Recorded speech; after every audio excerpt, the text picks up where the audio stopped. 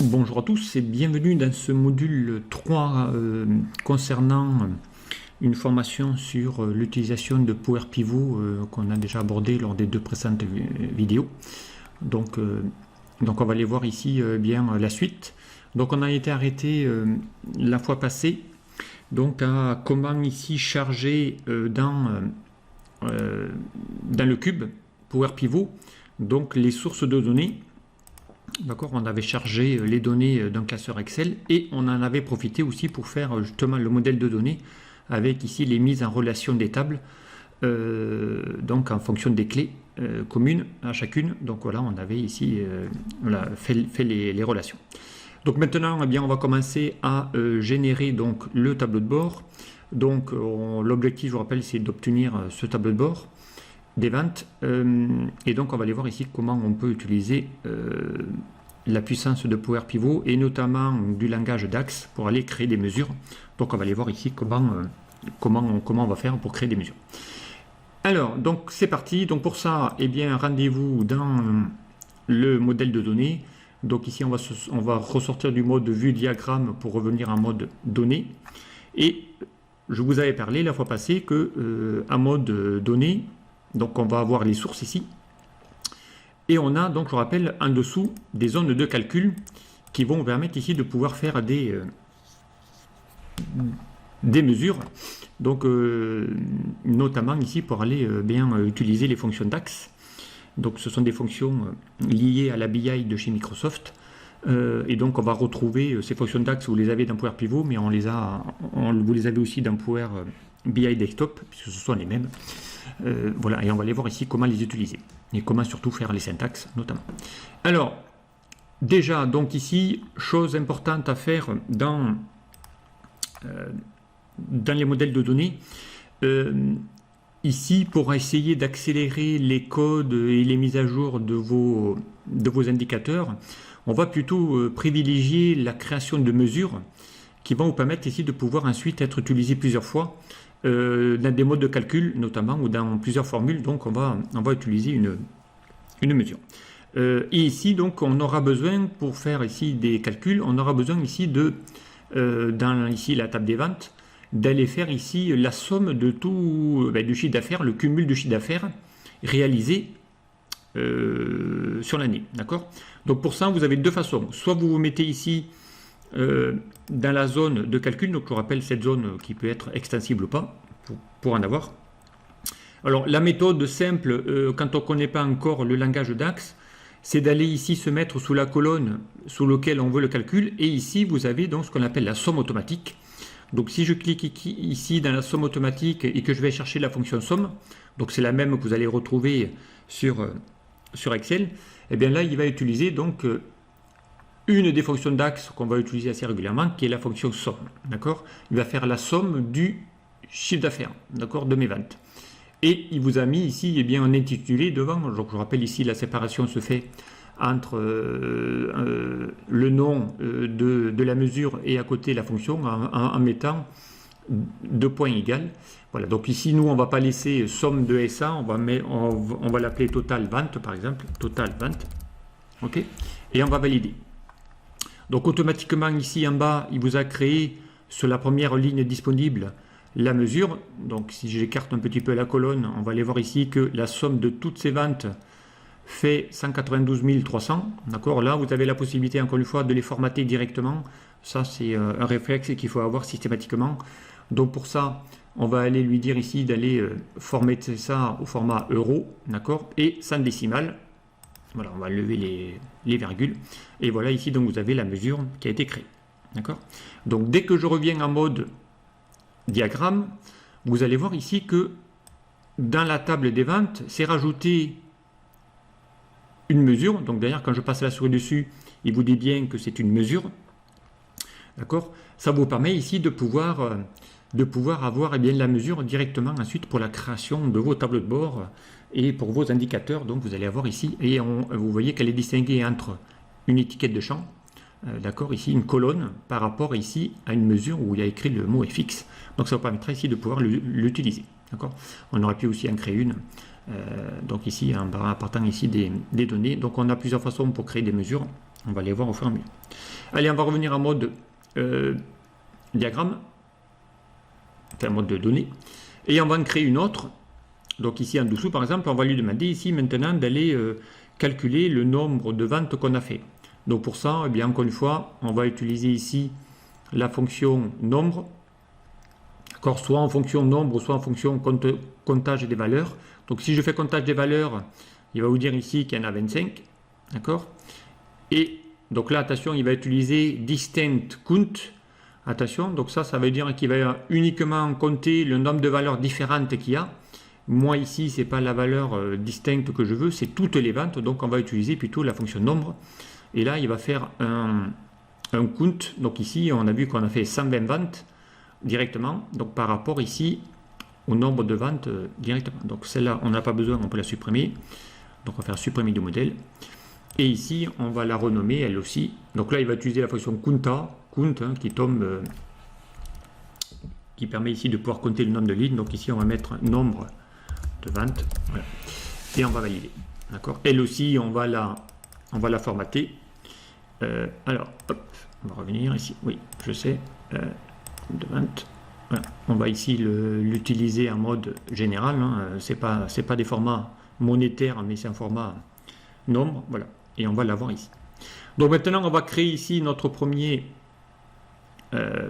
rapport.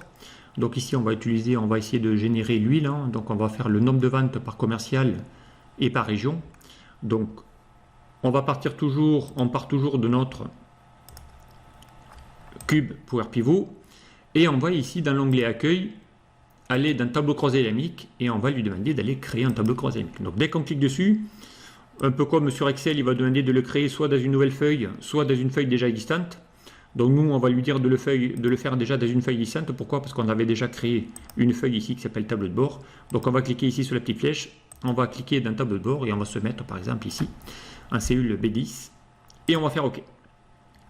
Et OK. Donc là, il va créer le tableau de bord, le tableau croisé dynamique. D'accord? Et ici, donc, on va retrouver quasiment les mêmes choses que vous connaissiez déjà si vous faites des TCD sur Excel. Donc on a dit qu'on avait besoin ici, donc ici on voit évidemment apparaître, ça c'est l'avantage des cubes, on va voir apparaître ici toutes les tables qu'on a dans le modèle de données, avec ici pour chacune le détail, d'accord? Nous, ce qu'on a besoin donc, déjà, c'est d'aller chercher le commercial, donc ici on va lui chercher le nom du commercial, qu'on va glisser en étiquette de ligne pour les avoir ici, d'accord? On a dit qu'on voulait aussi les régions, mais ce coup-ci on les veut en colonne, donc là encore une fois on fait du glisser-déposer, hein, comme dans un tableau croisé dynamique. Et on va utiliser, donc l'avantage ici d'utiliser plutôt le chiffre d'affaires, c'est qu'ici on va utiliser la mesure qu'on a créée tout à l'heure, qu'on vient de créer, donc ici on va prendre le total vente qu'on va mettre directement ici. Et ici donc on a directement le tableau croisé dynamique avec ici les ventes par région et également ici un total en bas, donc et un total à droite pour faire ici aussi par commercial. D'accord? Allez, on va faire le même principe qu'on fait par défaut, à savoir, on va un petit peu renommer ici les en-têtes. Donc ici, on va l'appeler ça région. Là, on va appeler ça rapport. Enfin, là, ici, on va appeler plutôt commercial. Voilà. On peut taper directement dessus. Et là, on va taper, par exemple, rapport vente. OK? Alors, donc après, on va aller modifier ici un petit peu les colonnes pour les mettre à peu près équidistante. Ok. Alors, si je veux pas qu'à chaque actualisation les colonnes rebougent, donc je vous rappelle, hein, dans les paramètres des tableaux croisés dynamiques, deuxième chose qu'il faut faire dès qu'on en crée un, il faut aller ici dans le tableau croisé dynamique. Donc soit on fait clic droit, peu importe, option du tableau croisé dynamique. Et là, je vous conseille de faire deux choses. Un, ici de décocher, ajuster automatiquement la largeur des colonnes pour ne pas qu'à chaque fois votre tableau de bord puisse élargir ou agrandir ou rétrécir les colonnes. Et deuxième chose à faire, c'est donner un nom à tous vos rapports et à vos graphiques, parce que derrière, vous allez voir, on va les manipuler grâce à des schémas. Donc pour ça, on va taper, alors moi généralement, je crée un trigramme qui s'appelle TCD, et ici, on va l'appeler rapport, qui va être commercial par région. Voilà. On lui donne un nom, et on fait OK. Donc à partir de là, notre premier tableau croisé dynamique a été réalisé. Ok.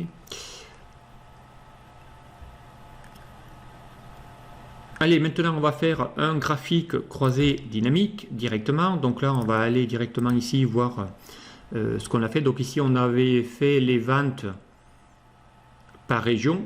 D'accord. Donc on va se créer ce graphique. Et l'avantage avec, encore une fois, les modèles de données de Power Pivot, c'est qu'on va pouvoir créer le graphique directement. Donc là, on va faire non pas un tableau croisé dynamique, mais un graphique croisé dynamique. D'accord. On va le mettre juste en dessous. Donc ici, on va lui dire d'aller toujours le faire dans une feuille existante. On va se mettre ici, par exemple, en cellule... Bon, on n'aura pas plus de commerciaux que ça, donc on va se mettre ici en cellule 20. Hop, on va cliquer. Pardon. Je refais. J'ai double-cliqué un peu trop vite. Ok, Power Pivot. On va créer un graphique croisé dynamique dans une feuille déjà existante en cellule B20. On fait OK. Donc là, il va créer ce coup-ci, non pas un tableau croisé dynamique, mais un graphique. Et là, pareil, on va créer le graphique à partir de ce qu'on veut. Donc, nous, ce qu'on veut, c'est d'aller chercher les régions. D'accord. Donc ici, les régions, je rappelle, on les a ici dans la table des commerciaux. On va taper ici dans l'axe, on va le mettre les régions. Et encore une fois, on va chercher le total des ventes, ma mesure que j'ai créée. Et là, on vient de voir ici, il va se créer automatiquement le graphique croisé dynamique qui va être fait à partir d'une source. Ok. Alors, encore une fois, on va aller voir qu'ici, on avait la possibilité de pouvoir faire des filtres. Donc, sincèrement, les petits boutons qui vous met dans les graphiques croisés dynamiques ne servent pas à grand chose. Donc, puisque d'ailleurs, vous allez voir qu'on va piloter tout ça grâce à des segments, à des slicers. Donc, les boutons, on fait clic droit dessus et on va lui dire de masquer tous les boutons. D'accord. Ici, la légende, on n'en a pas besoin, on peut la supprimer. Ici, on va mettre un titre du genre, eh bien, vente par région. Voilà. On va faire en sorte ici de mettre les étiquettes de données. Donc là, on peut cliquer sur le petit plus et mettre étiquette de données. D'accord. Du coup, l'axe vertical, je peux le sélectionner et le supprimer, il ne me sert à rien. Le quadrillage non plus, on peut le sélectionner et le supprimer, il ne sert à rien. Voilà, donc on va pouvoir ici le faire directement. Ok, allez un petit peu, donc on verra après pour la mise en forme. Pour l'instant, on va faire en sorte ici de le mettre. Donc je vous rappelle ici on a la possibilité de pouvoir placer des graphiques en prenant en compte la fin des lignes et des colonnes. Donc là, l'astuce, je vous rappelle, c'est d'appuyer sur la touche Alt et en même temps de retailler votre graphique et il va prendre automatiquement les intersections des lignes et des colonnes. Comme ça permet de placer un graphique rapidement à l'intérieur. Allez, on continue. On va faire maintenant ici les ventes. Donc ici, les ventes avec par mois. D'accord. Et en même temps, ici, on va y mettre aussi le budget. Donc là, il va nous falloir aussi faire la somme des budgets. Donc, il va nous falloir une mesure. Donc, on y vient. On va ici sur le budget. Donc là, on avait fait par la méthode de la somme. Et ici, on peut se mettre, par exemple, maintenant, on va le faire directement ici. On pourrait même le faire ici, par exemple, peu importe. Et là, on va lui faire ici la somme de tout le budget. Donc, on va le faire directement en tapant ici la formule DAX. Donc, pour ça, on va l'appeler total budget. 2 points égales. Et là, on va chercher la fonction somme. Somme de quoi? On va ouvrir la parenthèse. Là, il va vous demander sur quelle colonne je dois le faire. Là, il demande le column name. Et bien, on va lui dire de le faire sur le budget CA. D'accord. On ferme la parenthèse et je valide. Et là, automatiquement, il va faire la somme. Donc, la somme de tous les budgets fait 146 000. Donc, lui aussi, on va le formater au format monétaire, sans décimale. Voilà. On a ici le total du budget. D'accord. À partir de maintenant, on va pouvoir faire notre petit graphique. Donc, allez, donc nous allons maintenant créer bien la mesure. Donc, on va faire le graphique qui est là. Donc, on va aller faire les ventes versus budget. Donc, Maintenant qu'on a calculé le total du budget qu'on vient de faire, hein, on vient de le voir là, on vient de le calculer ici grâce à la fonction somme. Donc on va faire maintenant le graphique, donc on y va, on repart, on va faire ici graphique croisé dynamique. Ok. On va faire dans une nouvelle feuille, d'accord. La feuille, on va la chercher, elle est là, on va se mettre ici, et on fait OK. Donc ici, on a besoin, donc on va cliquer ici dans l'analyse du graphique croisé dynamique et afficher liste de champs pour avoir ici les champs avec toutes mes tables. Donc ici, encore une fois, on a besoin de quoi? Eh bien, on a besoin du total de ventes, ok, qu'on va mettre ici dans le graphique. Et on aura besoin aussi d'une notion de date, d'accord. Alors si je mets ici la date, évidemment, on va avoir les dates complètes, d'accord, ici. Donc ici, ce qu'il faudrait, nous, c'est faire afficher ici uniquement les mois, mais pas les dates. D'accord, on va essayer de les regrouper par, non pas par date, mais par mois. Donc pour ça, il va falloir qu'on crée donc une hiérarchie qui va nous permettre ici de pouvoir créer tout ça. Donc on va aller voir ici comment on fait. Donc pour créer une hiérarchie, j'avais déjà un petit peu abordé le sujet lors de la première vidéo de présentation. Donc il faut aller dans Power Pivot, puisque c'est que dans Power Pivot qu'on va pouvoir créer une hiérarchie. D'accord. Et on va se mettre en mode diagramme, puisque c'est là qu'on va créer une hiérarchie. Et on va créer une hiérarchie ici à partir du champ date. Donc ici, hein, il suffit d'aller sélectionner le champ. Et ici, vous avez un petit bouton qui s'appelle créer une hiérarchie. On y va. Donc il va vous créer une hiérarchie en bas. OK. D'accord, on va même l'agrandir un peu. Donc là, on a la possibilité, il vous crée une hiérarchie qui s'appelle hiérarchie 1, qu'on va évidemment renommer. Donc là, il faut cliquer. Là, on va l'appeler par exemple mon calendrier, par exemple. Okay. Et on va pouvoir ici y mettre des données, notamment directement. Donc on va pouvoir ici relier des données dans mon champ de mon tableau vente. Donc et pour ça, donc il va falloir ici qu'on crée une table. Donc ici, si on revient en mode données et qu'on reste ici dans la table des ventes, on a ici la possibilité de mettre ici, et ça on va aller voir, c'est assez puissant comme outil. On va pouvoir essayer dans la conception ici, de marquer ici ce champ date comme étant marqué en tant que table de date, mais ici de générer par exemple une nouvelle table de date. Ça peut être intéressant de pouvoir créer ça et en même temps de marquer ici comme table, voilà, marqué en tant que table de date. Et on va pouvoir ici eh bien, créer des voilà, ici des valeurs de type date générées directement, et ça peut être ici intéressant de pouvoir le mettre automatiquement. D'accord. On pourrait ici créer une table des dates avec ici les dates de mon voilà, c'est assez pratique.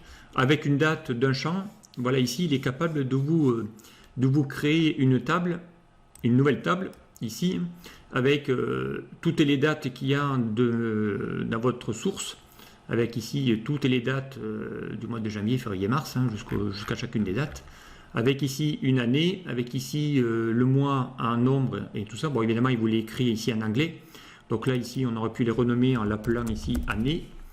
Ici on aurait pu le mettre ici en mois, ici on va mettre mois num, d'accord. Ici on va mettre mois lettres, ok, par exemple. Ici on va mettre mois et année, donc ici on va mettre mois, on va renommer MMM et pourquoi pas AAA, ok, pour mettre ici le mois et l'année. Ici on a le numéro de semaine, donc ici numéro jour. Enfin, ici c'est le numéro du jour, hein, numéro jour. Ok. Et ici on a le jour en lettres. Donc ici on va mettre jour lettres. Ok. Voilà, donc ici c'est assez intéressant comme info, et on pourrait ici s'en créer. Donc on va utiliser ici pareil, tiens, on va apprendre maintenant à gérer, à ajouter une nouvelle colonne. Dans cette nouvelle table, on va pouvoir ici lui rajouter par exemple ici une nouvelle table. Par exemple, si je veux y avoir affiché les trimestres, et bien ici on va taper égal, d'accord? On va chercher la fonction qui s'appelle format, donc qui existe aussi sous Excel, mais elle existe aussi en format DAX, en langage DAX. Donc on va utiliser ici la fonction format. Il vous demande la valeur, mais la valeur c'est ma date, d'accord? On va la chercher. Alors ici il vous demande d'aller chercher le champ. Alors des fois il ne le trouve pas, donc on va l'appeler date.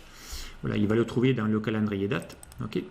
Et ici il va vous demander quel format on a. Ben ici moi je voudrais par exemple alors ici on va mettre le trimestre. Alors on va chercher ici le format Q pour quarter, d'accord, en anglais, et je vais taper ici. Voilà, donc ici il va te mettre 1, 2, voilà, ici si je descends il va mettre trimestre 2, voilà, à partir du mois d'avril, et ainsi de suite, ok. Alors moi si je veux avoir non pas ici 1, 2, 3, mais que je veux avoir ici T1, T2, T3, et bien encore une fois on va pouvoir concaténer. Donc ici on va mettre une double cote, on va taper T, on va fermer la double cote, on va concaténer avec l'esperluette, et quand je vais valider, donc vous allez voir il va mettre T1, T2, T3, T4. Donc ici on a ici les données par rapport à mon trimestre. Donc ici je vais l'appeler trimestre, ok.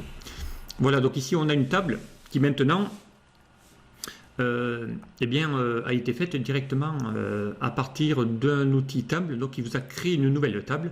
Donc si je vais maintenant en mode relation, donc ici on a toutes nos relations qu'on a créées, et si je reviens dans l'onglet accueil pour revenir ici en mode diagramme, on vient de générer une table avec automatiquement les hiérarchies qui a été créée, d'accord.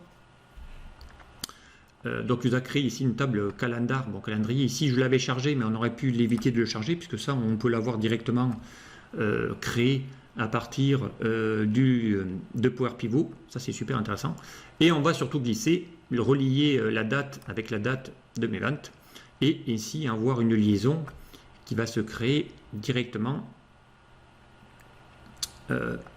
à partir de cette table. Donc ça c'est assez intéressant. Du coup cette table on n'en aurait presque plus besoin, sachant qu'ici que si on n'en a pas besoin, ici on aurait pu évidemment ne pas la charger, vu qu'on a ici les données qui sont créées, et il vous a créé automatiquement une hiérarchie qui reprend les années, les mois et ainsi de suite. D'accord, ça c'est assez pratique. D'accord, directement ici, et on va pouvoir ici maintenant y afficher les données à partir ici de cette date. Donc si je reviens maintenant dans mon Excel, vous allez voir, et on va pouvoir ici maintenant utiliser dans notre fameux calendrier, donc si je mets évidemment sur ici, et dans mon calendrier, on va pouvoir ici y mettre dans notre calendrier plutôt. Voilà, on a ici la hiérarchie directement, et on a ici il a créé la petite hiérarchie. Si j'y affiche ici les mois, voilà, ici on va aller voir maintenant les données à l'intérieur, date hiérarchie monstre, ou alors on peut utiliser les mois qu'on a créés ici, voilà, plutôt là. Voilà. Voilà, donc on va pouvoir ici avoir janvier, février, mars, et là il vous a créé la hiérarchie avec les mois directs. D'accord, et ce coup-ci ils sont triés dans l'ordre chronologique, puisqu'elle a été créée grâce à ma table des calendriers, qu'il a pu gérer automatiquement les dates. D'accord, voilà ici donc on vient de le faire. Donc maintenant bien ici on pourrait y rajouter également notre budget, ok, qui a été fait directement. Là il va vous demander ici de créer une liaison. Là on a vu qu'il a détecté, il n'a pas détecté automatiquement la liaison. Il vous demande qu'il y a des choses, voilà, qui doivent être nécessaires. Normal, on n'a pas fait le lien, donc pour ça il va falloir ici supprimer ce champ budget et aller dans notre schéma relationnel pour lui dire maintenant que le budget, lui, il ne doit plus dépendre du calendrier, mais il doit dépendre ici, d'ici, donc de la date qu'il a. Donc pour ça, eh bien, cette table, on va pouvoir ici la supprimer, ok, du modèle, on n'a pas besoin, donc on peut créer directement les modèles ici. Et ici, le budget, eh bien, il va falloir qu'il se lie ici à la table des budgets, d'accord. Donc on a ici nos ventes, notre calendrier et en même temps notre budget. Donc là maintenant on a les liaisons qui sont faites directement. Donc si je reviens maintenant dans mon modèle ici Excel et que je peux maintenant aller chercher mon budget, Là, normalement, il n'y a plus besoin de relations, parce que derrière, il va le faire directement. Okay, donc là, attention, c'est important, les relations dans les tables, sinon, eh bien, on n'aura pas les données escomptées dans notre tableau de bord. Donc, par défaut, je vous rappelle, il fait généralement des histogrammes. Moi, ici, on va aller dans l'onglet création des outils de TCD et lui dire de modifier le graphique pour aller chercher une courbe. Voilà, comme ça, on voit ici le budget et on voit ici nos ventes correspondantes. D'accord. Allez, donc on va y rajouter, pourquoi pas, la légende qui a disparu. Voilà, on va laisser ici les légendes. Les boutons, on a dit que on ne va pas les mettre.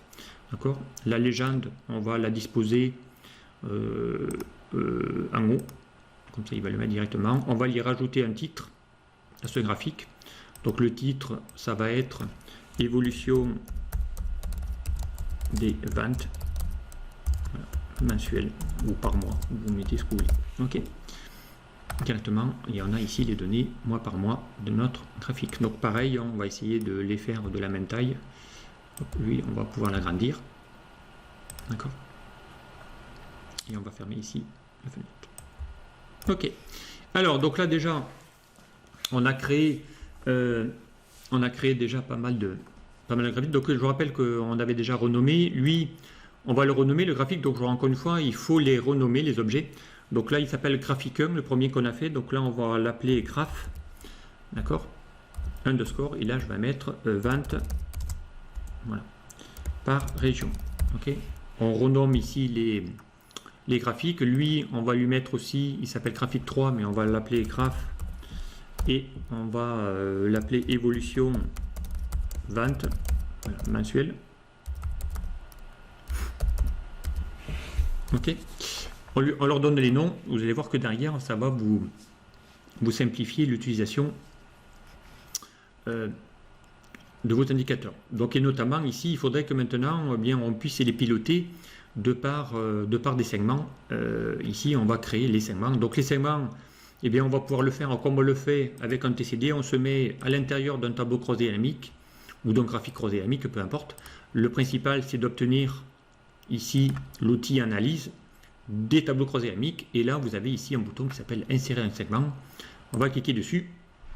Automatiquement, on va voir apparaître ici toutes les tables qu'on avait. Et là, vous allez voir qu'on va pouvoir créer des segments de n'importe quelle table et qui va piloter ensuite les trucs. Donc ici, il nous en faudrait un pour l'année. On va en faire un aussi pour les mois. D'accord. Donc déjà, on va créer deux petits segments qui va afficher les années et les mois. D'accord. Alors là, ici, on n'a qu'une année. Alors par défaut, je rappelle que tout ce qui est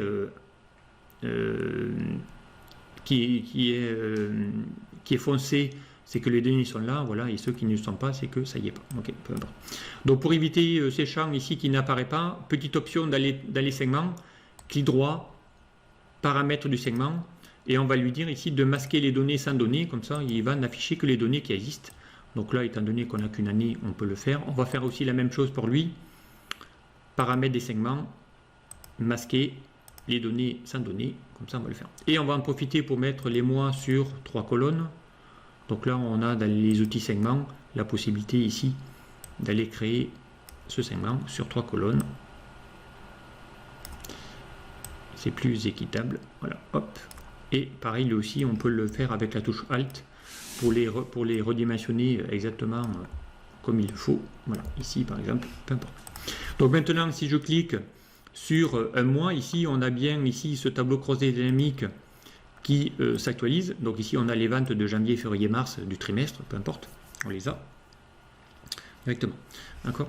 Alors on pourrait aussi s'en créer un autre, par exemple. Donc ici, on va dans Analyse, insérer un segment, et on pourrait ici, dans la table des calendriers, pourquoi pas, on en avait créé un avec ici le trimestre. Eh bien, on va se faire un petit segment par trimestre. Trimestre 1, trimestre 2, trimestre 3. Voilà, donc ici, c'est normal que le T1 soit qu'actif et pas les autres, parce qu'ici, lui, il est filtré. Donc, si je défiltre, on va bien retrouver les 3 trimestres que l'on a directement. Donc, ici, on va mettre lui sur 2 colonnes. D'accord. On va le positionner ici en dessous. On va faire Alt. Pareil pour les redimensionner. Hop, voilà. On laisse appuyer sur la touche Alt. Et on va les mettre ici. Et on va les renommer voilà, trimestre. Donc lui aussi, on a ici les ventes du trimestre 1, trimestre 2, trimestre 3. Voilà. Et ici, par les données. Alors maintenant, moi, ce qu'il me faudrait, et ça c'est quelque chose qu'il faut faire aussi régulièrement, c'est que ici, si je veux maintenant que quand je clique ce février, il filtre aussi bien lui que lui que lui, eh bien il va falloir signaler les connexions.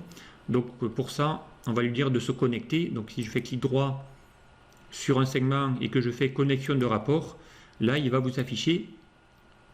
Aujourd'hui, il n'y en a qu'un qui est coché, c'est-à-dire il ne pilote que le TCD, le premier tableau croisé dynamique qu'on a créé. Moi, je voudrais qu'il pilote aussi le graphe vente par région et le graphe évolution mensuelle, par exemple. Pour l'évolution mensuelle, on n'est peut-être pas obligé de le faire parce que sinon il va le faire par défaut.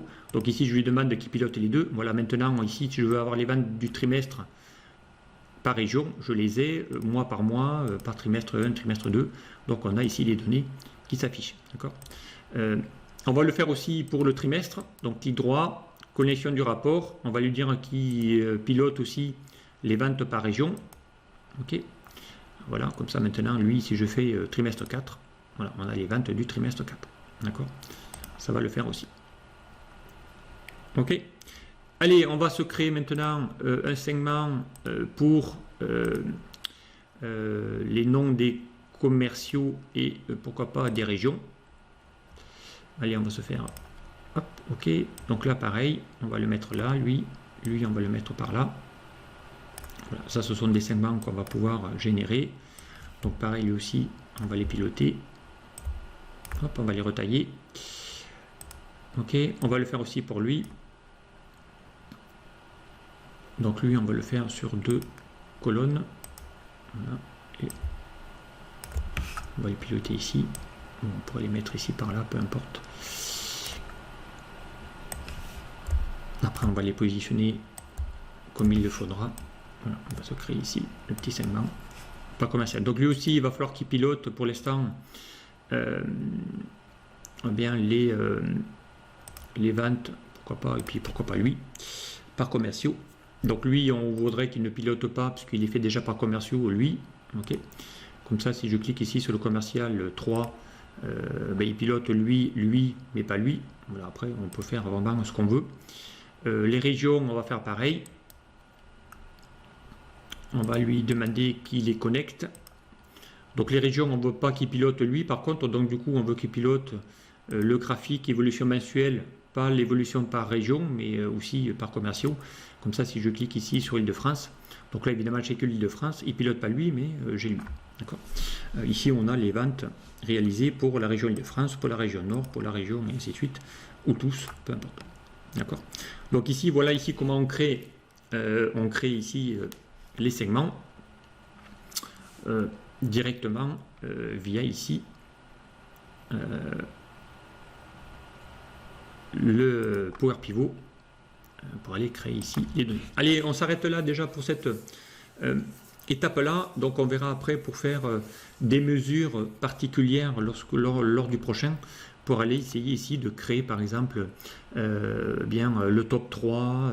Il va falloir qu'on crée des indicateurs pour calculer le top 3, pour calculer le chiffre d'affaires global, le budget, le nombre de ventes et ainsi de suite. On va aller voir ici comment on peut déposer des champs directement dans le tableau de bord. Allez, donc je vous dis à la prochaine vidéo pour la suite de ce tuto.